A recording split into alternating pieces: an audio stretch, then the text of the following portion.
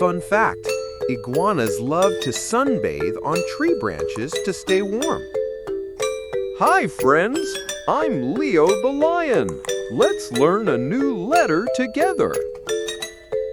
This is the letter I.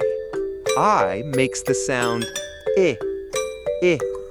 Can you say it? I is for iguana. Look at its long tail and bright green skin.